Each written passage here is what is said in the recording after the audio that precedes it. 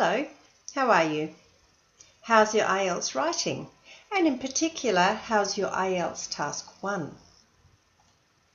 Today we're going to look at IELTS writing when you have two graphs. So have a look at this one. You can see there's a bar graph here, and on the right hand side there is a line graph. Let's read the instruction. It says, the graphs below give information about obesity in 5 regions and food energy input and output in 2 of the regions over 10 years. And the next sentence is in every IELTS exam. Summarize the information by selecting and reporting the main features and make comparisons where relevant. Let's just have a look at it, before we go on. So the bar graph shows you the percent of the population. So these numbers here are percentages. And the age group of the people are teenagers or older, so in other words, adults. And there are 5 different regions of the world. The line graph is not about people. The line graph is about energy intake or calorie intake, and output, intake and output, expenditure, which might be in the form of exercise or physical activity. Now you have to do this very quickly, this little analysis. Can you see here it says PO, PO, SEA, SEA? Where does that information come from? Look at the whole thing together and you can see that PO refers to Pacific Oceania. So what does SEA mean? You guessed it, Southeast Asia. Remember, the bar graph is about people. The line graph is about energy in, energy out.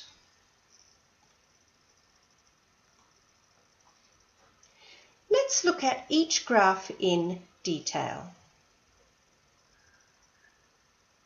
So, what are the main features? You must become very good at ignoring the detail. So what can you see? Who is the graph about? People age 15 years or older. What is the bar graph about? It's about the level of obesity in people. Where does the information come from? 5 regions, and all of these regions are on the Pacific Ocean. When does the graph deal with? We don't know. Then you want to ask some questions like how much, how many. The smallest proportion of overweight people is in Southeast Asia. These are just very quick observations. The last question, why, is usually not important in Task 1. What about the line graph? Here we go.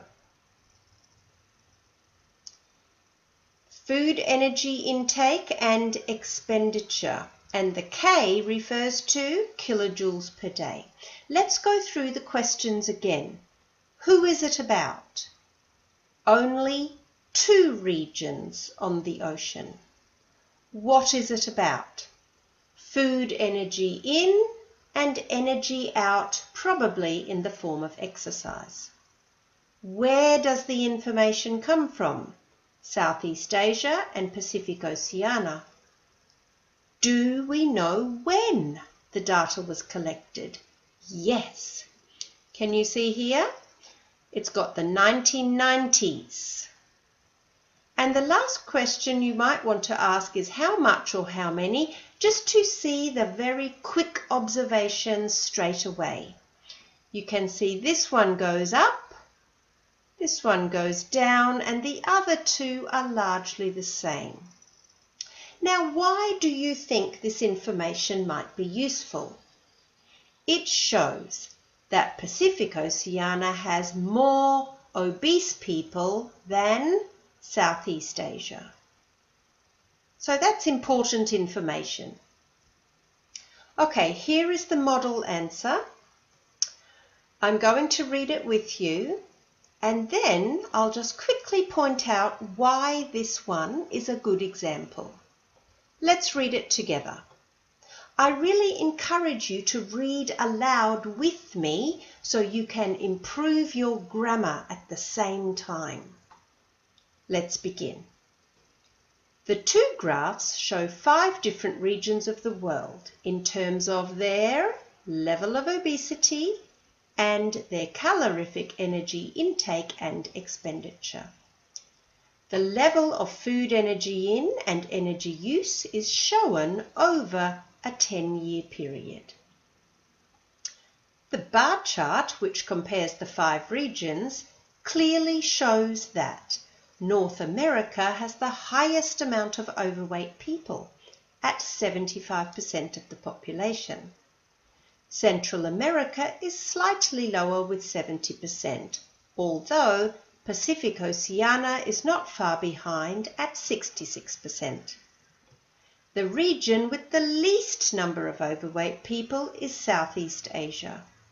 The proportion of obese people there is only 30% of the population.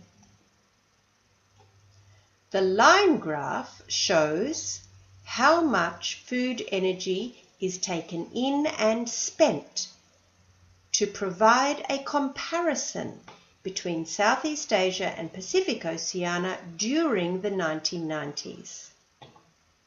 It is not surprising to note that while calorie intake increased substantially in Pacific Oceania over the 10 years, energy output decreased.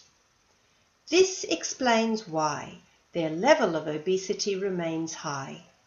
In contrast, Southeast Asians maintained the same level of intake, and their level of physical activity declined only slightly. Now, as we were reading, did you notice the commas? Did you notice the linking words? Did you notice the variety? Let's look at some of these features. The first one is your ability to compare or use comparatives and superlatives. Can you write like this?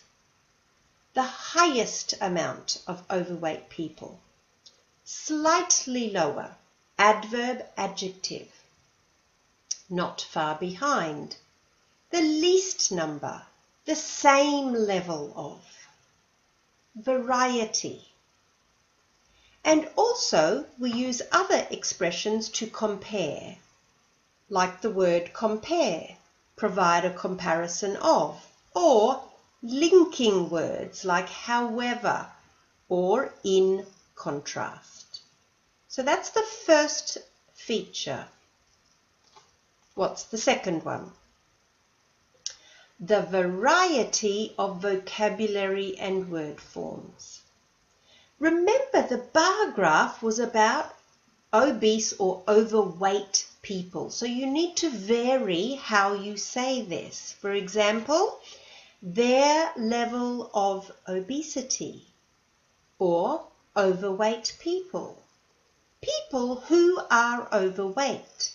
The proportion of obese people. Notice the different word forms.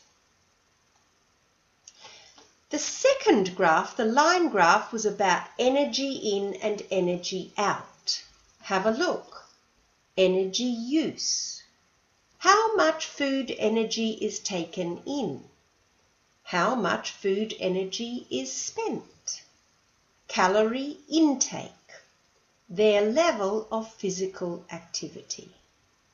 And my little tip for you in the test is rely on the words given in the task, but change the word form to show variety to the examiner. What's feature number 3? Feature number 3 is excellent use of verbs and adverbs together. Clearly shows, increased substantially, declined only slightly. You must do this to get a good score in IELTS. Feature number 4 is excellent linkers. Now, in my experience teaching IELTS, too many students just throw a linker in and hope that it works. You cannot do this. You have to choose the linker for its meaning, not only for its grammar. Here is a short list of some of the ones we used in this model. Can you use them?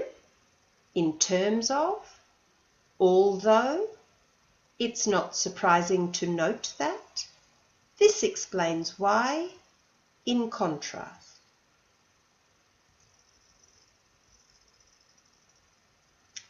So we've looked at 4 writing features. Now let's think about the overall structure.